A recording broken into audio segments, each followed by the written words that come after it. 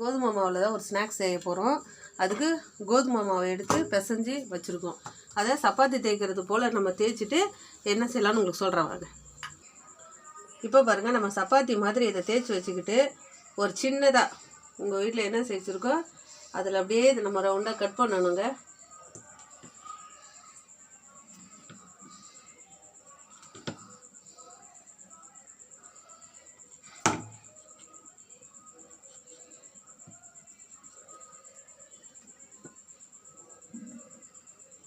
இப்போ இது தனித்தனியாக நம்ம எடுத்துக்கணும். இப்போது நம்ம இந்த ரவுண்டை மட்டும் நம்ம எடுத்துக்கலாம். இதை திரும்பவும் இந்த மாவில் நம்ம செஞ்சுக்கலாம். இப்போ இதில் என்ன செய்யலான்னு பார்க்கலாம் வாங்க.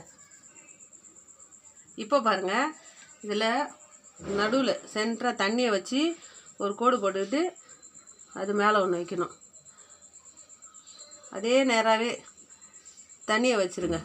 வச்சுட்டு இப்படியே கோடு போடுங்க.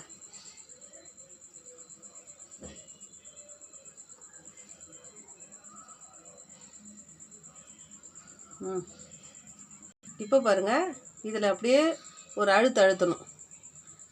இதை அழுத்தினதுக்கப்புறமேட்டு இதை எடுக்கணும் இந்த மாதிரி. இப்போது நம்ம இது செய்கிறதுக்குள்ளே அடுப்பில் எண்ணெய் காய வச்சுருக்கோம். இப்போது இதை அதில் போட்டு நம்ம பொரிக்கணும். இப்போ பாருங்கள், எண்ணெயில் போட்டு நம்ம பொரிக்கலாம்.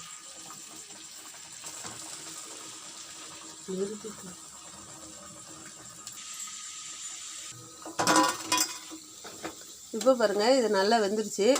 கோல்டன் ப்ரௌன் கலரில் வந்துருச்சு.